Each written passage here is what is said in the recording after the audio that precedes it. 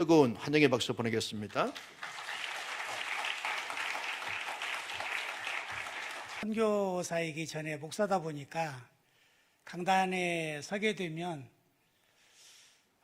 나름대로 마음속에 이게 성경을 전해야 된다고 하는 좀 강박관념이 있어가지고 이제 선교 보고하는 부분들을 그냥 뒤로 미뤄가지고 그냥 간단하게 이렇게 하고 이제 말씀만 나누다가 이제 끝나는 좀 경향들이 있어가지고, 근데 이제 사실은 한국교회에 와서 선교사가 해야 될 일들은 선교지에서 일하시는 하나님을 보여드리는 것이 이제 더 중요하다고 생각을 합니다. 왜냐하면 한국교회 목사님들 얼마나 훌륭하셔요. 설교도 잘하시고 그러는데 또 여기 와가지고 또 선교사는 사실은 그 선교지에서 그렇게 설교할 기회가 많지는 않거든요.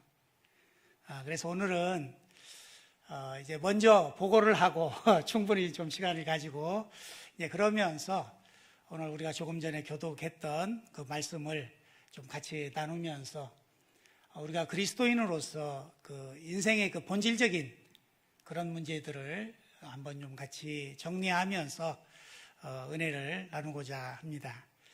예, 먼저 슬라이드 먼저 좀 띄워주시죠. 이제 저희가 그곳에서 사역한 지가 벌써 이제 23년이 되었습니다. 그래서 저 지도에 보면 색깔별로 4개의 구역으로 나누어져 있죠. 북부, 중부, 남부, 동부로 나누어져 있습니다. 그래서 4개의 그 주로 이렇게 이루어져 있는데, 저희들이 이제 등록교회는 이미 이제 시작이 돼서 이제 경제적으로도 자립하는 단계로 갔어요. 이제 그러면서 앞으로 어떻게 좀 사역을 펼쳐가는 것이 하나님이 기뻐하실까 이제 고민하다가 이제 여기 온사랑교회에서 후원해 주시는 후원금들이 있습니다. 그래서 그걸 좀 종잣돈 삼아가지고 이제 순회 사역팀을 조직을 했습니다.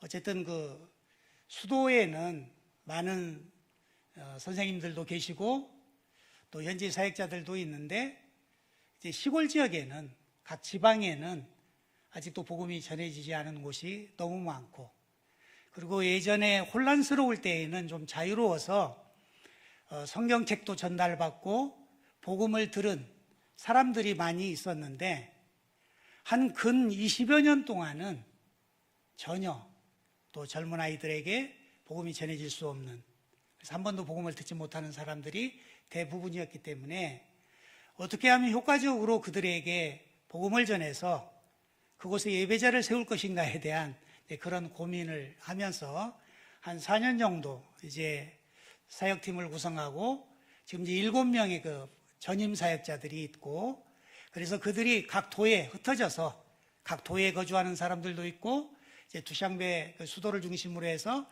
그곳에서 파송되는 그런 사람들도 있습니다. 그래서 예전에도 저희들이 이제 가정교회나 그런 것에 대한 시도들을 좀 많이 했는데 이 사역자들이 그 생계 문제가 어렵기 때문에 다 돈 벌러 떠나버리고 그래서 그 사역을 제대로 펼쳐갈 수 없는 이제 상황이 되었던 경험도 있고, 이제 그래서 어떻게 우리가 효과적으로 또 지속 가능한 현지인들에 의한 그 민족의 복음화가 이루어질 수 있을까 좀 고민하면서 이제 팀들을 구성했는데 그 지역이 58개 군으로 구성되어 있습니다. 4개 도에 58개 군. 그래서 그 도 소재지를 합치면 이제 4개의 또 행정구역이 있고, 그래서 62개 행정구역으로 그 나라가 되어 있습니다. 그래서 저희들이 이제 사역자들과 함께 계속 기도하고 공부하면서 우리가 이 민족 복음화를 위해서 우리 그 미션 스테이트먼트를, 그 비전 선언문을 한번 좀 작성을 하자. 그래가지고 그 리더 그룹들 한 10명하고 제가 이제 한 2년 정도 이렇게 계속해서 성경 공부를 해왔는데 한 2달의 시간에 걸쳐가지고 우리 비전 선언문을 한번 같이 만들어 보자. 그래서 계속 그 토의를 했습니다. 하면서 어떻게 정하는 것이 좋을까. 그래서 일부는 이제 마태복음 28장 그 말씀 가지고 대명령 가지고 우리가 전도해야 됩니다. 우리가 제자 삼아 되어야 됩니다. 교회 개척해야 됩니다. 이제 이런 얘기들이 쭉 나왔어요. 근데 그 일들이 결과적으로 궁극적으로는 우리가 선교는 하나님의 선교라고 얘기하는데, 하나님의 선교라고 하는 것은 하나님의 일이죠. 하나님의 사역입니다. 그 일들이 어떻게 이루어지게 할 것인가? 이제 그렇게 하다가 비전 선언문을 우리가 작성을 할 때 결론적으로 우리가 구제하고 전도하고 제자 삼고 교회를 개척하고 교회를 증식하는 것은 이 땅에 머무르는 동안 우리에게 주어진 것이다. 그렇지만 그것은 영원한 세계까지 연결되는 것은 아니다. 그러면 우리가 궁극적으로 목표로 삼아야 될 게 무엇일까? 그러면서 예배자가 되고 예배자를 삼는 것이 우리의 사명이다. 라는 쪽으로 이제 그 선교, 사명 선언문이 이렇게 작성이 되었습니다. 그런데 제가 이제 사역자로 나간 지가 벌써 29년째입니다, 올해. 계속해서 선교에 대해서 생각하면서 정리한 것이 선교는 하나님의 선교다. 그런데 그 하나님은 하나님의 백성들을 통해서 하나님의 일들을 이루신다. 이제 그 하나님을 우리가 인정하고 그분을 예배하며 그분을 예배할 수 있는 사람들을 만들어내는 것이 이 땅에서 우리가 해야 될 사명이다. 이제 그렇게 목표를 정하고 이제 사역들을 한 4년 정도 펼쳐왔는데, 하나님께서 여러분들의 기도와 또 후원을 받으셔서 또 부족한 저를 사용하셔서 현지 사역팀들을 만들고, 이제 접촉 단계가 있습니다. 처음에는 모슬렘권에 우리가 어디 가서 바로 복음을 전할 수가 없습니다. 그러면 이제 친척집 이렇게 연계 해가지고 방문을 해서 가정을 살핍니다. 그냥 그 논이라고 하죠. 그 빵 하나 이렇게 몇 개 사가지고 와서 그거 이렇게 나누어 먹으면서 이제 교제를 시작하면 그 가정의 문제들이 발견되기를 시작합니다. 그러면 뭐 어떤 집은 막 한 3명 정도가 환자인 집도 있고, 어떤 집들은 경제적으로 어려운 집들도 있고, 아파서 약을 먹어야 되는데 약을 못 먹는 집들도 있고, 그러면 이제 그들의 피로를 채우면서 이제 교제권이 이렇게 형성이 되어 갑니다. 이제 그렇게 하다가 하나님께서 원하실 때에 이제 복음을 전하게 되면 예수 믿는 사람들이 생겨납니다. 그러면 예수를 믿는 것으로서 끝나는 것이 아니고 그 사람을 우리가 예배자로 세우는 것을 목표로 삼습니다. 그래서 이제 양육 프로그램에 들어갑니다. 그래서 외부에서 가서 예전에 경험을 해보니까 직접 예배를 인도해 버리니까 그 현장에서 리더가 생겼을 때에 리더십이 세워지지를 않아요. 자꾸 비교가 되기 때문에. 그래서 절대로 그렇게 하지 말고 내부에 예수 믿는 사람들이 생겼을 때에 그 사람을 리더로 앞세워서 그 사람에 의해서 이제 예배가 인도되도록 하는 이제 전략을 이제 가지고 사역들을 펼치게 되었습니다. 그러면서 이제 좀 단순해야 되잖아요. 그러니까 우리가 예배 모임을 만들어내기 위해서 중요한 게 뭐예요? 첫째로 예배자가 만들어져야 되는 거죠. 그러니까 여러분들이 이렇게 모여서 예배드리지만 하나님이 기뻐 받으시는 강력한 예배가 되기 위해서는 어떻게 돼요? 각 성도 개인이 하나님 앞에 예배자로 예배드리는 자가 되어야 됩니다. 그런 무리들이 함께 모여서 하나님을 찬양하고 예배할 때에 놀라우신 하나님이 받으시는 그런 예배가 되는 줄로 믿습니다. 그래서 그런 예배자를 만들어내는 것을 목표로 해가지고 이제 사역을 펼쳤는데, 이제 슬라이드 좀 이제 마저 좀 설명을 하고 말씀을 같이 나누도록 하겠습니다.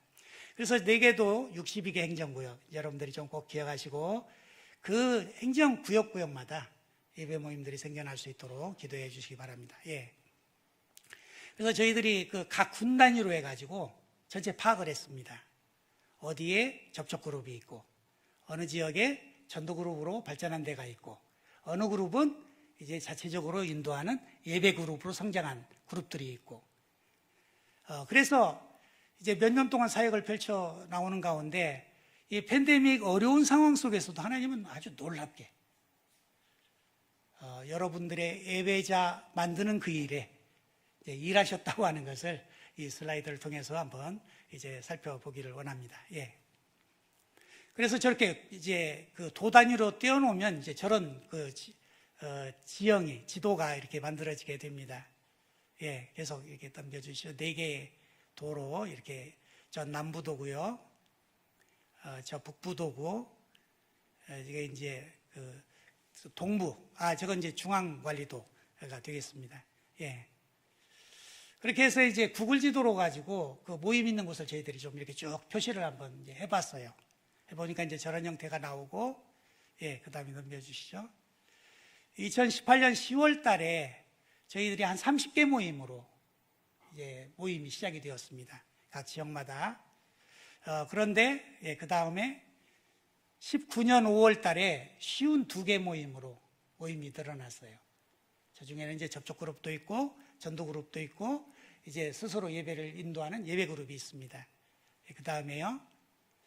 근데 올 2020년도 보니까 108개 그룹으로 그렇게 늘어나게 되었습니다. 그래서 여기 이제 보면 빨간 그룹들은 자체 그룹들이고, 녹색 그룹들은 예전에 복음을 받아들였는데 방치돼 가지고 제대로 역할들을 할 수 없는 파트너십 그룹이고, 그렇게 해서 이제 저희들이 그 돕기를 시작을 했는데 108개의 모임으로 이렇게 늘어나게 되었어요. 그리고 이제 또 올해, 그 다음에 작년 10월 달에 이렇게 팬데믹 상황 속에서도 하나님께서 놀랍게 일하셔서 170개 모임이 늘어났습니다. 그러니까 우리 현지 사역자들이, 여기는 코로나 하나 이렇게 걸리면 막 난리잖아요. 막 온 동네가 그냥 막. 근데 거기는 한 70% 정도는 다 코로나 이렇게 걸려가지고 지나갔어요. 거기서 사역하는 사역자들도, 우리 한국 사역자들도 한 70% 정도는 다 앓고 지나갔습니다. 그래도 감사한 것은 좀 나이가 드시고 좀 병이 있고 그런 분들이 안 걸리고 이렇게 하나님께서 보호해 주셔서 감사한데, 어쨌든 그런 상황이었어요. 그래서 우리 사역자들이 1년 동안 코로나 상황 때문에 그대로 있을 수가 없다고, 자기들이. 이거 그냥 감기 정도로 생각하고, 병원에 가서 코로나 진단 검사 받아가지고 양성이 나오면 그냥 표만 하나 줘요. 병원 가지 말으라고. 다른 사람 옮기니까. 그러니까 그냥 항상 항생제 사 먹고 집에서 치료하라고. 이 정도예요. 그러니까 여러분들이 대한민국 국민으로서 한국에 산다는 게 이 통제가 가능하기 때문에 이게 하죠. 다른 나라들은 뭐 여러분들 보시잖아요. 유럽이나 미국이나 통제가 불가능합니다. 병원에 수용해서 치료할 수가 없어요. 그런 와중에도 우리 사역자들이 구제하기 위해서 1년에 몇 차례 또 방문을 했어요. 왜냐하면 워낙 그 경제활동이 어렵고 그러니까 밀가루나 기름이나 사가지고 그렇게 해서 이제 일을 했는데 하나님께서 이렇게 놀랍게 역사를 하셨습니다. 그리고 이제 최종적으로 제가 1월 달에 올해 나오기 위해서 한번 전체 리더들을 모아가지고 한번 좀 그룹들을 체크를 한번 하라 그랬더니, 예, 다음 슬라이드. 219개 그룹으로 늘어났어요. 감당을 할 수 없을 정도로 하나님께서 강력하게 그들을 통해서 이제 일하시는 것을 이제 볼 수가 있었습니다. 이제 그러면서 그 리더들이 저한테 이제 하는 이야기가, 그룹들은 늘어나는데 도저히 감당하기 참 어렵습니다. 그래서 제가 이야기를 했어요. 이 그룹들 늘어나는 게 이게 문제가 아니다. 우리의 목표는 예배자를 세워서 각 지역마다 마땅히 우리를 지으시고 구원하시고 섭리 가운데 이끌어 가시는 하나님의 일에 대해서 찬양을 올려드리는 예배자들을 삼는 것이 우리의 목표다.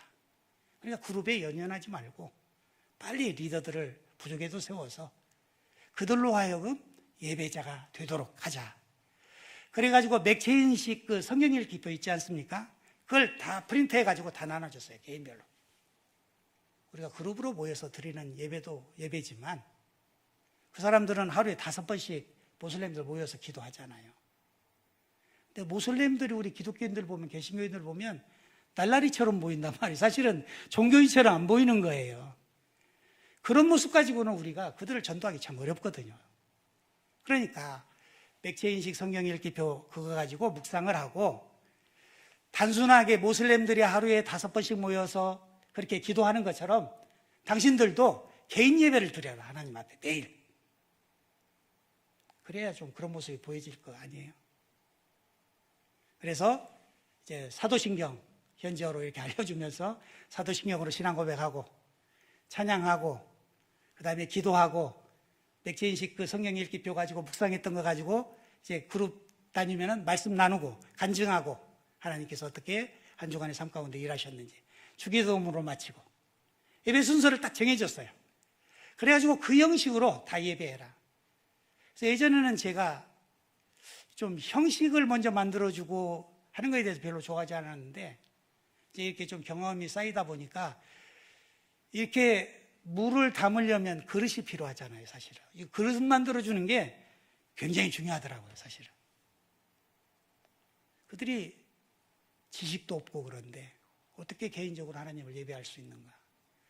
아주 단순하게 방법을 만들어서 그것들을 훈련하고 개인적으로 각자 예배자로 하나님 앞에 설 수 있도록 하고 그 예배자들이 모여서 그룹으로 예배 드릴 때에 그 예배를 하나님께서 받으신다는 것을 이제 그들에게 가르치면서 계속 이제 교육을 해 왔습니다. 예, 그래서 이제 마지막에 정리해 보면 슬라이드 하나 더 넘겨주시죠. 이제 이렇게 그룹들이 형성이 되었습니다. 그래서 셀프 그룹, 우리 순회 사역자들을 통한 그 그룹이 181, 그 다음에 그 파트너십 그룹이 38개 해서 219개 그룹인데 예배 그룹이 46개, 자체적으로 예배가 드리는 곳이, 그 다음에 전도 그룹이 즉 예수 믿는 사람들이 있는 곳이 70개, 지금 접촉 그룹 단계에 있는 그룹들이 65개, 이렇게 해서 계속 접촉 그룹은 전도 그룹으로, 전도 그룹은 이제 리더가 세워져서 예배 그룹으로, 가정교회로 가는 이제 그런 전략을 가지고 지금 사역들을 감당하는 가운데 있습니다. 그래서 이 코로나 이 엄중한 상황 속에서도 하나님은 여전히 일하고 계십니다. 여러분들의 기도와 후원을 통해서 이런 사역들이 타지 땅에서 지금 놀랍게 펼쳐지고 있다고 하는 것을 먼저 이제 말씀을 드리고, 오늘 이제 본문 가지고 왜 우리가 그곳에서 이런 사역을 하는가? 다시 말씀드리지만 뭐가 중요해요? 내가 예배자가 되고 예배자를 세우는 것이 중요합니다. 그것이 우리가 종국적으로 목표로 하는 지향점이에요. 우리가 전도하는 이유가 뭐예요? 우리가 구제하는 이유가 뭐예요? 우리가 제자훈련하는 이유가 뭐예요? 교회를 개척하고 공동체가 담겨지게 하는 이유가 뭐예요? 교회 정식을 우리가 목표로 하는 게 뭐예요? 그 이유는 마땅히 영광을 받으셔야 될 우리의 삶 가운데 일하시는 하나님을 인정하고 높여드리는 예배가 드려지게 하기 위한 것입니다. 오늘 우리가 읽었던, 조금 전에 같이 교독했던 이 말씀에 보면 사마리아인과 예수님의 그 대화의 내용이 나오는 것을 우리가 살펴볼 수가 있습니다. 그런데 우리는 흔히 상황 탓을 참 많이 하는 것 같아요. 코로나 상황 벌어지니까 코로나 상황 때문에 하나님 섬기기가 참 어렵다, 예배하기가 어렵다. 그래서 여러분들이 지금 마스크를 쓰고 있지만 사실은 이 코로나 상황을 통해서 하나님은 우리의 영적인 마스크들을 다 벗기시는 그런 모습들을 제가 많이 느끼게 되었습니다. 평상시에 상황이 좋을 때에 누구나 다 할 수 있는 거잖아요.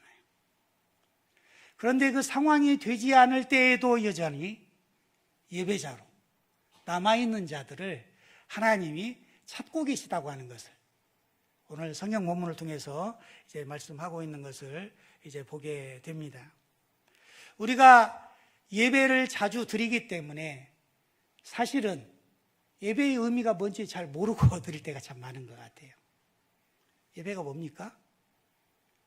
우리들을 지으시고 예수 그리스도의 죽으심과 부활을 통하여 그것을 믿는 자들을 구원해 주시고 또 섭리 가운데에서 우리들의 삶 가운데에서 개입하시고 일하시는 하나님의 일에 대해서 우리가 인정해 드리면서 그분을 높이는 것이 예배인 것입니다. 그게 예배예요.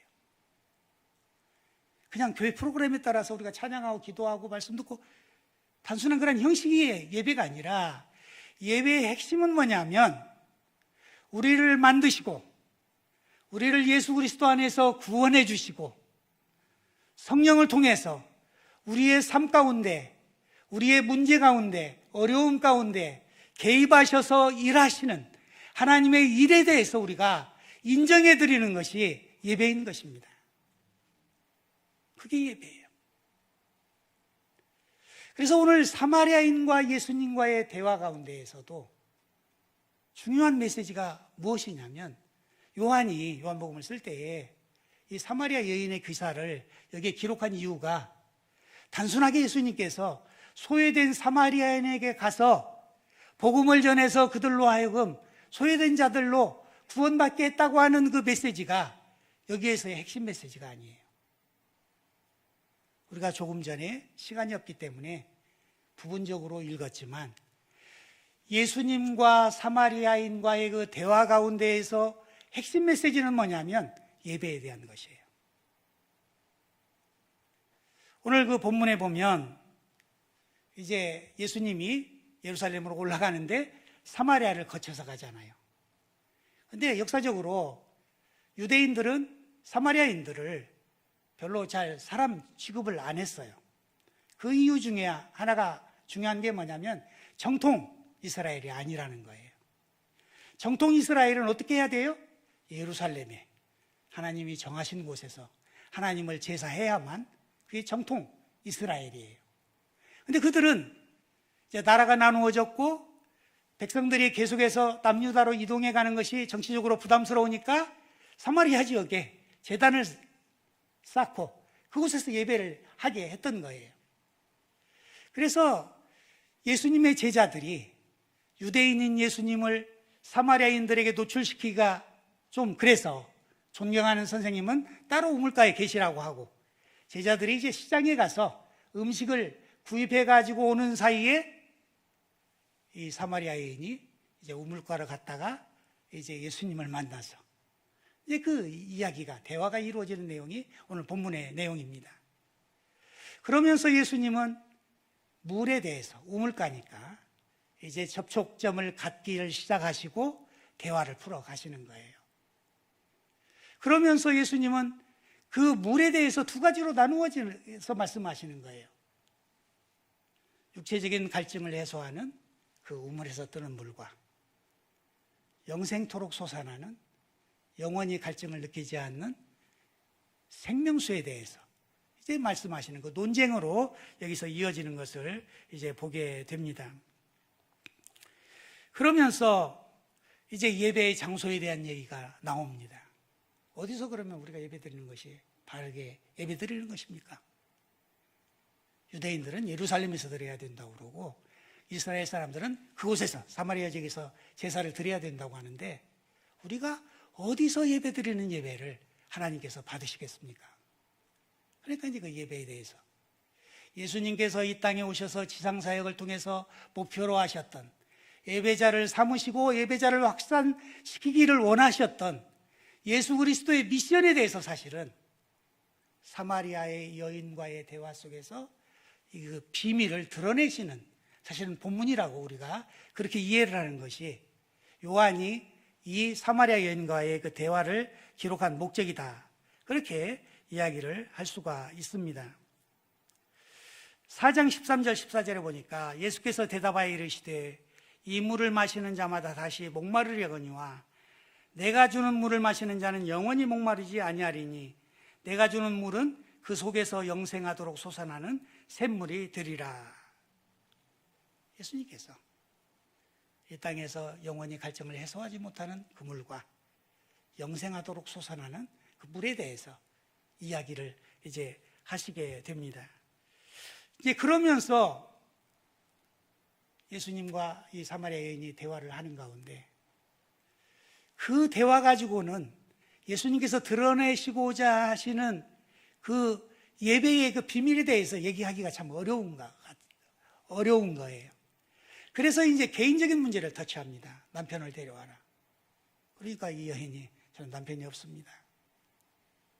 그 여인의 개인의 사생활까지 알고 계시는 그 예수님 앞에 이제 이 여인이 19절에 이렇게 고백합니다. 여자가 이르되 주여 내가 보니 선지자로소이다. 이 여인은 자신과 대화하고 있는 예수님이 과거 사르밧 과부나 그들의 문제를 해결했던 엘리야와 같은 선지자를 아마 상상했을 수도 있을 것 같아요. 그런데 그 이상의 분이라고 하는 것을 예수님이 사마리아 여인에게 자신을 계시하고 드러내시는 모습을 우리가 여기서 살펴볼 수가 있습니다. 그러면서 이제 대화를 하고자 했던 그 본질에 대해서 이야기하는데, 그게 곧 예배에 대한 말씀입니다. 20절부터 보면 우리 조상들은 이 산에서 예배하였는데 당신들의 말은 예배할 곳이 예루살렘에 있다 하더이다. 예수께서 이르시되 여자여 내 말을 믿으라. 이 산에서도 말고 예루살렘에서도 말고 너희가 예수께 예배할 때가 이르리라. 너희는 알지 못하는 것을 예배하고 우리는 아는 것을 예배하노니 이는 구원이 유대인에게 남이라. 23절 24절에 아버지께 참되게 예배하는 자들은 영과 진리로 예배할 때가 오나니 곧 이때라. 아버지께서는 자기에게 이렇게 예배하는 자들을 찾으시느니라. 하나님은 영이시니 예배하는 자가 영과 진리로 예배할지니라. 예배의 부분은 우리의 삶의 부분의 문제가 아니라 우리 삶의 가장 핵심적인 부분이고, 어떻게 생각하면 우리의 존재, 가치라고 하는 것을 예수님께서 여기서 드러내고 있는 것을 보게 됩니다. 하나님이 어떤 분을 찾으셔요? 예배하는 자들을 찾으셔요. 어떻게 예배하는 자들을 찾으셔요? 신령과 진리로 예배하는 자, 성령과 진리 되신 그리스도를 통해서 예배하는 자, 그런 자들을 찾으셔요. 왜 찾으셔요? 그런 자들과 동역하시기 위해서, 이 땅에 예배자를 세우는 그 일에 동역하기 위해서 그러한 자들을 찾으신다고 이제 말씀하고 있는 것을 이제 보게 됩니다. 그러면서 이제 알고 드리는 예배와 잘 알지 못하고 드리는 예배에 대해서 말씀을 하세요. 유대인들은 알고 있는 예배를 드리는 것이다. 그 대표가 예수님이시다. 그리고 메시아가 오면 그 길을, 그 진리를 우리에게 가르쳐 줄 겁니다. 그러니까 내가 곧 그 메시아다. 이렇게 이제 말씀하시는 것을 여기서 살펴볼 수가 있습니다. 따라서 우리가 그리스도인으로서 삶을 사는 데 있어서 가장 중요한 것은 어떤 면에 있어서는 일도 아니고 엄밀하게 얘기하면 사역도 아니에요. 우리의 본질적인 가장 중요한 것은 하나님을 예배하는 것이에요. 예배자가 되는 것입니다. 믿습니까? 그리고 예배자가 됐기 때문에 예배자를 삼는 거예요. 예배자를 삼기 위해서 구제도 하고 전도도 하고 제자훈련도 하고 참된 예배자가 되도록 하기 위해서 그들을 담을 교회도 만들고 개척하고 그런 교회들을 증식해가고, 그래서 우리의 모든 관심은 예수 그리스도께서 자기의 사역을 시작하시면서 이렇게 이 비밀을 알려주신 것은 기독교인으로서 우리가 이 땅을 살아가는 그 이유가 예배자가 되고 예배자를 만드는 것이라고 하는 것을 이 말씀을 통해서 이제 보여주고 있는 것을 이제 보게 됩니다. 그러면서 계시록 7장에 보면 천상의 예배가 소개되고 있죠. 이 일 후에 내가 보니 7장 9절에 각 나라와 족속과 백성과 방언에서 아무도 능히 셀 수 없는 큰 무리가 나와 흰옷을 입고 손에 종려가지를 들고 보좌 앞에 어린 양 앞에 서서 큰 소리로 외쳐 이르되 구원하심이 보좌에 앉으신 우리 하나님과 어린 양에게 있도다 하니, 모든 천사가 보좌와 장로들과 네 생물의 주위에 서 있다가 보좌 앞에 엎드려 얼굴을 대고 하나님께 경배하여 이르되 아멘. 찬송과 영광과 지혜와 감사와 존귀와 권능과 힘이 우리의 하나님께 세세토록 있을지어다. 아멘 하더라. 천상의 예배를 보여주시는 거예요. 천상에 가면 더 이상 구제가 필요 없어요. 천상에 가면 더 이상 전도가 필요 없습니다. 제자 훈련이 필요치 않아요. 그곳에는 교회 개척이 필요하지 않습니다. 하나님이 친히 성소가 되어주신다고 그렇게 말씀하셨어요.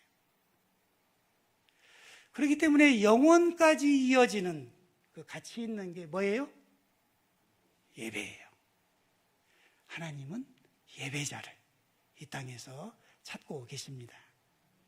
그리고 그런 예배자들을 삼기 위해서 수고할 자들을, 동역자들을 하나님은 찾고 계시다고 하는 것을 여기서 말씀하고 있는 것을 보게 됩니다.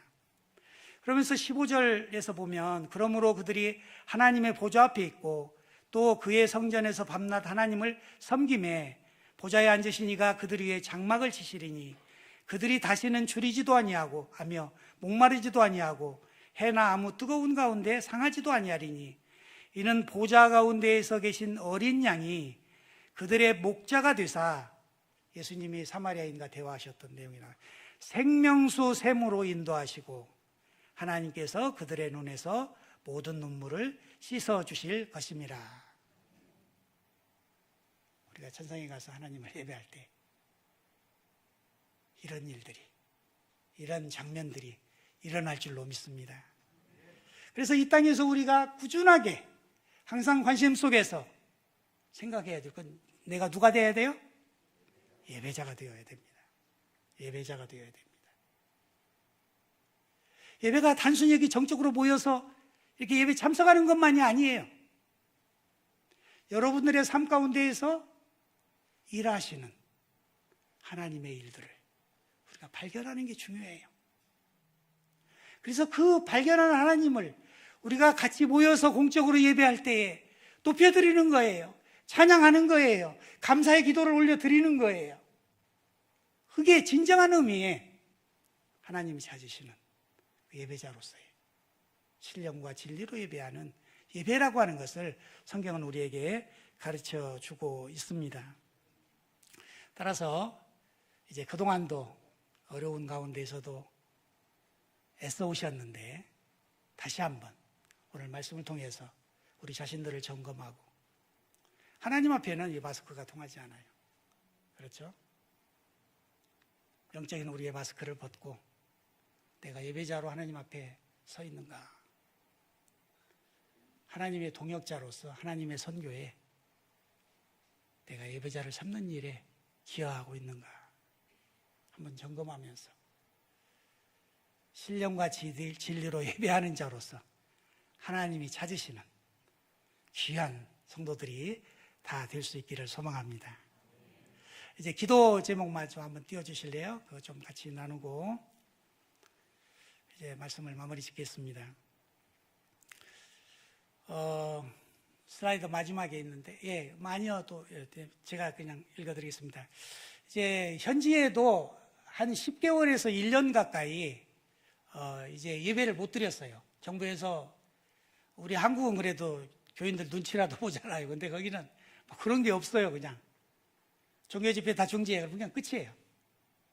그래가지고 한 1년 가까이 공적인 예배를 드릴 수가 없었습니다. 그래서 제가 사역자들하고 만나서 하나님은 우리의 상황 다 알고 계시는데 이 가운데에서 우리에게 요구하시는 것이 무엇일지 우리가 알고 전화로라도 혹은 개인적으로 찾아보면서 그들을 관리하자 그렇게 얘기를 했는데 우리 사람이 편한 데 익숙해지면 이게 다시 이렇게 원래 모습으로 돌아오는 게 참 어렵잖아요. 그래서 애를 쓰고 있는데 다시 그 예배 공동체가 건강하게 세워질 수 있도록 위해서 기도해 주시기 바랍니다. 그리고 이제 교회 지도자들이, 사역자들이 많이 세워졌는데, 자기들끼리 이렇게 하나 되는 게 참 힘든 것 같아요. 그러니까 형제들끼리 서로 많이 다투잖아요. 이제 아버지가 있어가지고 이게 조절하고 이렇게 하면 이게 좀 되는데, 그게 안 되면 참 힘들어요. 그래서 제가 여기 안식년으로 와 있어도 딴 건 전혀 걱정이 안 되는데 그런 좀 이렇게 조절해야 될 때 그런 게 좀 이제 좀 염려가 됩니다. 그래서 성령 안에서 하나 되게 하시는 것을 힘써 지키면서 같이 동역할 수 있는 그런 관계들이 위해서 기도해 주시기 바랍니다. 그리고 아까 말씀드린 대로 200여 개의 접촉 그룹과 전도 그룹과 그 예배 그룹이 이제 잘 세워질 수 있도록, 그래서 예배자들이 각 그룹마다 생겨나서 하나님 앞에 마땅히 영광 돌릴 수 있는 그런 은혜가 있도록 위해서 기도해 주시고요. 그 다음에 지방사역자들이 이제 전임사역자가 7명이고 26명의 또 리더 그룹들이 있어요. 그들과 같이 동역하는. 그들은 이제 무임으로 사실은 이제 동역하는 형제자매들인데 그 사람들이 잘 세워질 수 있도록 위해서 기도해 주시기 바랍니다. 그리고 사역적인 그 확장에 따른 재정적 필요가 계속해서 채워지도록 위해서 기도해 주시기 바랍니다. 그래서 지금은 이제 저희들이 지원을 하지만 굉장히 좀 고민이 돼요, 사실은. 제가 NGO 일들을 20년 이상 했잖아요. 거기에 지금 대두되는 화두가 뭐예요? 지속 가능한 성장이잖아요. 지속 가능한 발전. 선교사가 나오더라도 재정적인 지원이 되지 않더라도 그것에서 자발적으로 그 시스템 가지고 계속해서 사역을 펼쳐갈 수 있는, 이제 그게 굉장히 중요하거든요. 그래서 뭐 비즈니스도 좀 열고 뭐 여행사도 지금 하나 이제 차려가지고 하려고 했는데 코로나 상황이 돼가지고 좀 어려움 겪기도 하고 그러는데, 어쨌든 그런 재정적인 필요들을 이제 자체적으로도 채우고 또 하나님이 공급해 주셔서 그런 부분들이 잘 공급될 수 있도록 위해서 기도해 주시기 바랍니다. 그리고 더불어서 이제 로컬 NGO가 하나 협력을 하고 있습니다. 저희들이 가정교회 하면서 어려웠던 점들이 뭐냐면 예수 믿고 사람들이 만들어지면 일자리 찾아가지고 떠나버리는 거예요. 그러면 또 한 사람 세워놓으면 또 그런 상황이 벌어지고, 그래서 저희들이 좀 목표로 하는 것은 현장에서 먹고 살 수 있도록 뭔가를 좀 마련을 해줘야, 그 리더들이 그 그룹을 떠나지 않아야 계속해서 그 예배 모임들이 활성화되고 또 다른 예배 모임들을 만들어낼 수 있기 때문에 이제 비즈니스 이쪽으로도 좀 잘 직업교육이나 이런 것들을 시킬 수 있도록 위해서 기도해 주시기 바랍니다. 그리고 또 저희 가정을 위해서 안식년 동안 이제 와 있는데 참 의료적인 케어를 받을 수 없는 상황이었기 때문에 고장난 곳이 좀 많아요, 상당히. 그래서 그런 부분들 잘 치료하고 또 심도 갖고 다음 그 텀에 들어가서 사역할 수 있는 방향성과 그런 준비들이 갖추어질 수 있도록 위해서 기도해 주시기 바랍니다. 예, 우리가 같이 그러면 한번 기도하겠습니다. 제가 마무리 기도하고 이제 기도 인도하실 때에 이런 제목들 놓고 기도해 주시기 바랍니다. 하나님 아버지, 은혜와 사랑을 감사합니다. 당신께서 사랑하시는 귀한 교회를 이곳에 세우시고 오늘날까지 아름답게 사용해 주심을 감사합니다. 사랑하는 성도들이 예배자로 설 수 있도록 도와주시고 또 열방의 예배자가 세워지는 일에 같이 동역할 수 있도록 은혜를 주셔서 감사합니다. 하나님 아버지, 그 사역들이 주님께서 오시는 그날까지 아름답게 펼쳐지고 이어질 수 있도록 주님 축복해 주시옵소서. 그러신 하나님 아버지, 이제 우리가 삶의 현장에서 예배자로서의 삶을 살아낼 수 있도록 도와주시고 우리의 삶 가운데 일하시는 그 하나님을 날마다 높여드리는 그런 삶으로 인도하여 주시옵소서. 저희들이 나누었던 그 타직의 기도의 제목들 또 놓고 기도할 때에 주께서 들으시고 응답해 주시옵소서.